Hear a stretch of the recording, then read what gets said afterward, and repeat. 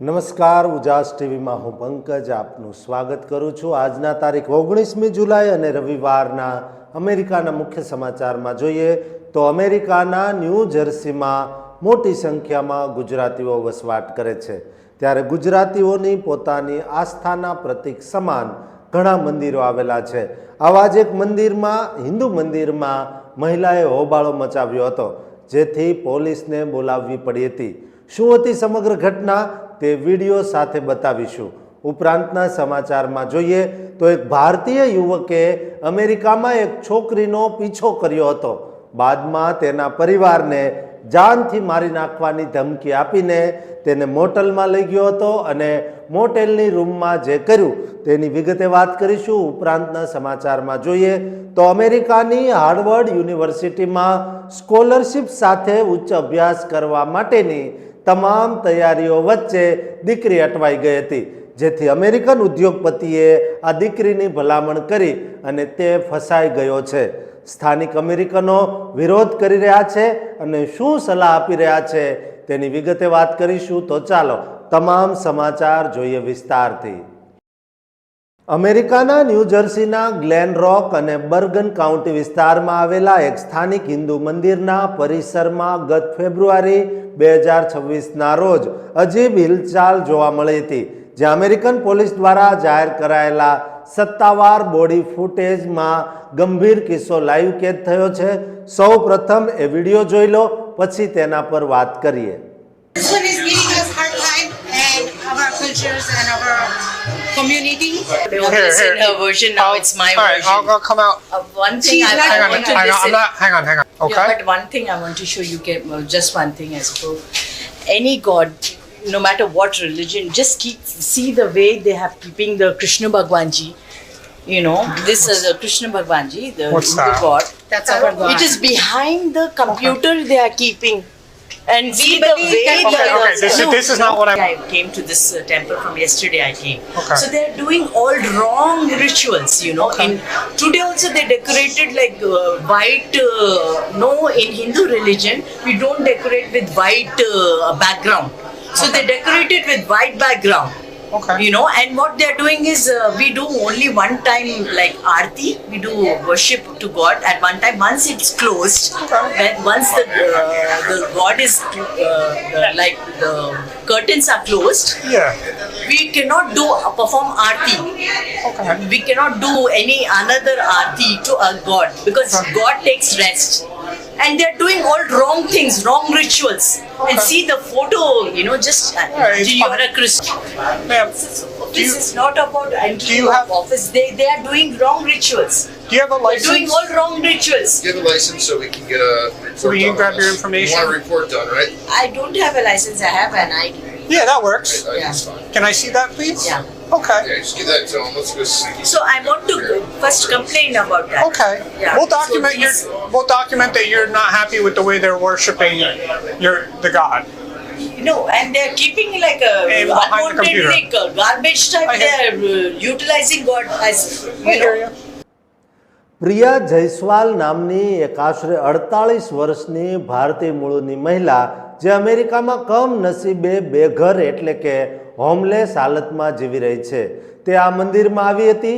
પ્રિયાનો આરોપ હતો કે મંદિરના વહીવટી કાર્યાલયમાં ભગવાન શ્રી કૃષ્ણનો ફોટો કમ્પ્યુટરની પાછળ અને વાયરોની વચ્ચે અપમાનજનક સ્થિતિમાં રાખવામાં આવ્યો હતો, જેથી તેનાથી ભગવાનનું અપમાન સહન ન થતા તે પરવાનગી વગર સીધી ઓફિસમાં ઘૂસી ગઈ હતી અને ટેબલ પર પડેલી પૂજાની अन्य સામગ્રી અને ભગવાનના ફોટોને ખસેડવા લાગી હતી।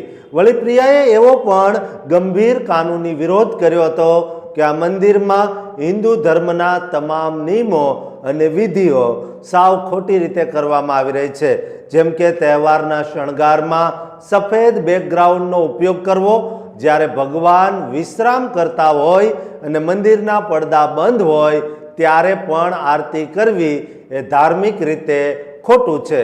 પરંતુ બીજી તરફ મંદિરના ડાયરેક્ટરે પોલીસ અધિકારીઓને જણાવ્યું કે આ મહિલા છેલ્લા 2 દિવસથી મંદિરમાં આવીને પૂજારીઓને હેરાન કરી રહી છે અને ઓફિસમાં ઘૂસીને પરવાનગી વગર સામાનની તોડફોડ કે ફેરબદલ કરે છે, જેનાથી મંદિરમાં પૂજારીઓ ડરી ગયા છે.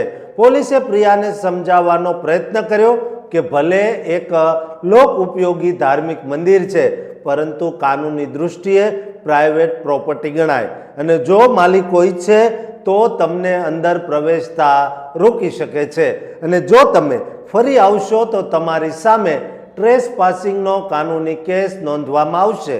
જ્યારે પોલીસે પ્રિયાની ફરિયાદ નોંધવા માટે તેના આઈડી એટલે કે ઓળખપત્ર લીધું અને કમ્પ્યુટર સિસ્ટમમાં તપાસ કરી ત્યારે બહુ મોટું સસ્પેન્સ બહાર આવ્યું કે પ્રિયા સામે ગ્લેન રોક પોલીસ વિભાગ તરફથી કોર્ટના તિરસ્કાર એટલે કે કન્ટેમ્પ ઓફ કોર્ટનો એક એક્ટિવ ધરપકડ વોરંટ પહેલેથી જ ચાલી રહ્યો હતો, જેમાં તેના પર $1000 વધુનો દંડ બાકી હતો.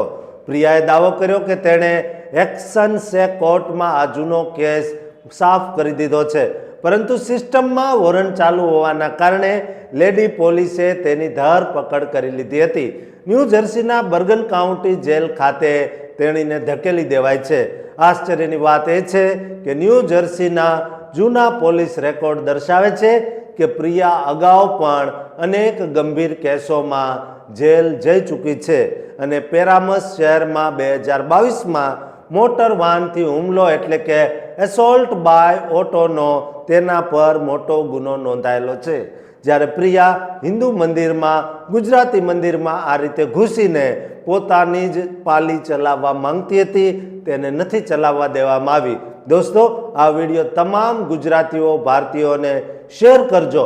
ભલે તે આપણા મંદિરો કેમ ન હોય, તેમાં પણ ઘૂસીને કોઈ ગેરકાયદે કામ ન કરી શકે.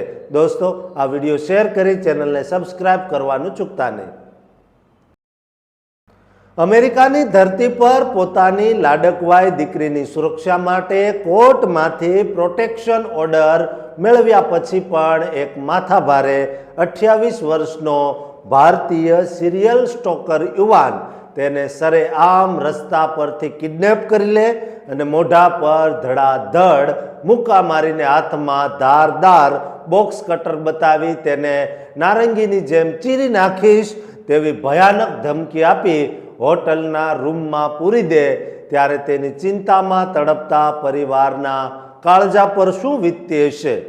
દોસ્તો, નાસો કાઉન્ટી પોલીસ દ્વારા જાહેર કરાયેલા કોર્ટ દસ્તાવેજોમાં આ સનસનાટી ભર્યા કિડનેપિંગના અસલી સસ્પેન્સનું કડવું સત્ય જાણીને તમે ચોંકી જશો. દોસ્તો, આજના આધુનિક યુગમાં વિદેશમાં વસતા આપણા ભારતીય પરિવારોની દીકરીઓની સુરક્ષા સામે બહુ મોટા પ્રશ્નો ઊભા થયા છે. અમેરિકામાં વસતા અને ખાસ કરીને પોતાના ફેમિલી સાથે રહેતા આપણા ગુજરાતી પરિવારોના કાળજા ધ્રુજાવી દે તેવા સૌથી મોટા ચોંકાવનારા ક્રાઇમને લગતા સમાચાર સામે આવ્યા છે, જેના લીધે પ્રવાસી સમાજમાં ભારે ચિંતાનો માહોલ વ્યાપી ગયો છે. ન્યૂયોર્કના ક્વીન્સ વિસ્તારમાં આવેલા રિચમોન્ડ હિલના 28 વર્ષના બલરાજસિંહ નામના ભારતીય યુવકે 19 વર્ષની એક યુવતીનું બળજબરીપૂર્વક કિડનેપિંગ કર્યું હતું અને તેનો સત્તાવાર ગુનો પણ નોંધાયો છે. આ યુવતી તે પ્રોટેક્શન ઓર્ડર હોવા છતાં સતત તેને હેરાન કરવામાં આવતી હતી અને સ્ટોકિંગ કરાતી હતી. પોલીસ રિપોર્ટ મુજબ બલરાજ આ ભોગ બનનાર યુવતીને છેલ્લા 1 વર્ષથી ઓળખતો હતો અને કોર્ટના પ્રતિબંધોના ચીથરા ઉડાવીને તેનો પીછો કરતો હતો. તપાસમાં જાણવા મળ્યું કે જૂનના મધ્યથી ચાલુ થઈને જુલાઈની શરૂઆત સુધી બલરાજે યુવતી અને તેના પરિવારને ફોન તથા કમ્પ્યુટર સોશિયલ મીડિયા પર જાનથી મારી નાખવાની ધમકીઓ આપી હતી. કોર્ટના સત્તાવાર કાગળો દર્શાવે છે કે ગત 6 જુલાઈ 2026ના રોજ બલરાજે તે યુવતીને ધમકાવીને વુડબરી ખાતે આવેલા જબરદસ્તીથી મળવા માટે બોલાવી અને ફોન પર કડક ચેતવણી આપી કે જો તું મળવા નહીં આવે તો હું તને પાકી નારંગીની જેમ કાપી નાખીશ અને તારા મા બાપને પણ ઈજા પહોંચાડીશ. આ ભયાનક ધમકીથી ગભરાઈ ગયેલી દીકરી પોતાના પરિવારના જીવ બચાવવા માટે ડરના માર્યા તેની સાથે મળવા સંમત થઈ હતી. પરંતુ જેવી તે બલરાજની ગાડીમાં બેસી કે તરત જ ક્રૂરતાનો ખેલ શરૂ થયો અને ભયાનક રીતે બલરાજે ગુસ્સામાં આવીને તે દીકરીના ચહેરા પર ધડાધડ એકથી વધુ મુક્કા મારીને શારીરિક હિંસા કરી હતી. હાથમાં ધારદાર બોક્સ કટર બતાવીને ગાડીમાંથી બહાર નીકળવા પર કડક પ્રતિબંધ લગાવી દીધો હતો. તે જીવલેણ ડર હેઠળ યુવતીને બળજબરીથી ડ્રાઈવ કરીને હેંગિંગ્ટન ખાતે આવેલી એબી મોટર ઇન હોટેલમાં લઈ ગયો હતો અને તેને સાફ કહી દીધું કે હવે તું ક્યારેય પોતાના ઘરે પાછી જઈ શકીશ નહીં. આવી કટોકટી વચ્ચે તે દીકરીએ હિંમત હાર્યા વગર મોટેલના બંધ રૂમમાંથી ગુપ્ત રીતે પોલીસ હેલ્પલાઇન 911 પર કોલ કરીને પોતાનું લોકેશન મોકલી દીધું. આ સત્તાવાર કોલ મળતા જ લોકલ પોલીસની હથિયારધારી પેટ્રોલિંગ ટીમો તે મોટેલ પર ત્રાટકી અને રૂમનો દરવાજો ખોલીને બલરાજને દબોચી લીધો હતો. પોલીસે બલરાજસિંહ સામે second degree kidnapping, first degree ગેરકાયદેસર અટકાયત, કન્ટેમ્પ ઓફ કોર્ટ અને હેરાનગતિના અનેક કેસો નોંધીને હેમ્પસ્ટેડની ફર્સ્ટ ડિસ્ટ્રિક્ટ કોર્ટમાં રજૂ કર્યો હતો, જ્યાં તેણે પોતાને નિર્દોષ ગણાવ્યો છે. હાલ આ કેસની તપાસ ડિસ્ટ્રિક્ટ એટર્નીની ઓફિસ દ્વારા સક્રિયપણે ચાલુ છે. દોસ્તો, વિદેશમાં વસતા આપણા લોકો માટે ઘરેલું હિંસા અને કાયદાકીય સજાગતાનો આ સૌથી મોટો કાનૂની બોધપાઠ છે.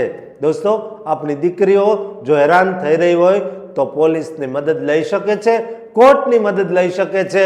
માટે આ વિડીયો તમામ ગુજરાતી ભારતીય દીકરીઓને શેર કરજો અને આ ચેનલને સબસ્ક્રાઇબ કરવાનું ચૂકતા નહીં.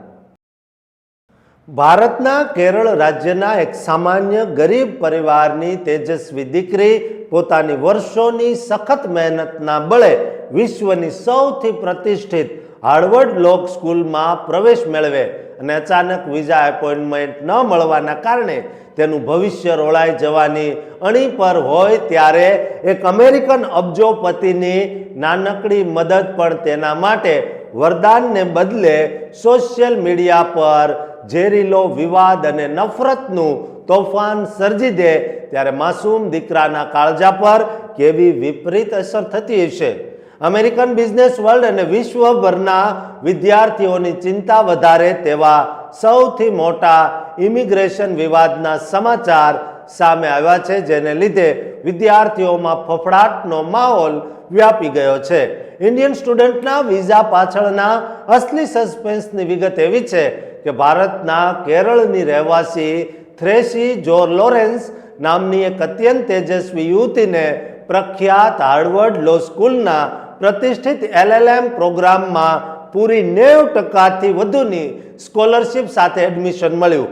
થ્રેસી પોતાના પરિવારમાં ઉચ્ચ શિક્ષણ મેળવનારી પ્રથમ પેઢીની વિદ્યાર્થીની છે.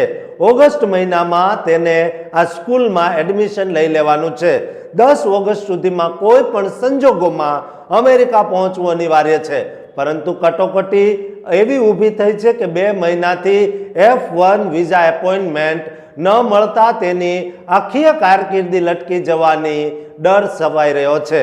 માત્ર 25 દિવસનો સમય બાકી હોવાથી ગભરાઈ ગયેલી થ્રેસીએ મદદની આશાએ એક્સ પ્લેટફોર્મ પર પોતાની વ્યથા રજૂ કરતી એક પોસ્ટ મૂકી, જેના પર અમેરિકાના ખૂબ મોટા ઉદ્યોગપતિ એક મેને એમની નજર પડી અને તેમણે સહાનુભૂતિ દર્શાવીને અમેરિકાની ઇમિગ્રેશન પોલિસી પર પ્રહાર કરતો એક સત્તાવાર પત્ર મૂક્યો. તેણે લખ્યું કે અમેરિકાના હિત સાથે જોડાયેલા શ્રેષ્ઠ વિદેશી દિમાગોને અહીં ઉચ્ચ શિક્ષણ આપવા માટે તેમના વિઝા ફાસ્ટ ટ્રેક ધોરણે મંજૂર થવા જોઈએ અને તેમણે અમેરિકન વિઝા અધિકારીઓને આ યુવાન દીકરીને મદદ કરવા અપીલ કરી હતી. પરંતુ આ અપીલ સોશિયલ મીડિયા પર મુકાતાની સાથે જ એક પ્રચંડ અને ભયાનક બેકલેશ શરૂ થઈ ગયો. અમેરિકાના સ્થાનિક લોકો બિલ એકમેન નામના ઉદ્યોગપતિની આ પોસ્ટ પર તૂટી પડ્યા અને નફરત ફેલાવતી કોમેન્ટોનો મારો ચલાવી દીધો. સોશિયલ મીડિયા પર લોકોએ એકમેન નામના ઉદ્યોગપતિને ટ્રોલ કરતા સવાલ પૂછ્યા કે આખરે શ્રેષ્ઠ અને તેજસ્વી કોને કહેવાય અને અમેરિકાની સરકાર પોતાના બેરોજગાર યુવાનોને નોકરી આપવાને બદલે વિદેશીઓને શા માટે પ્રાથમિકતા આપે છે.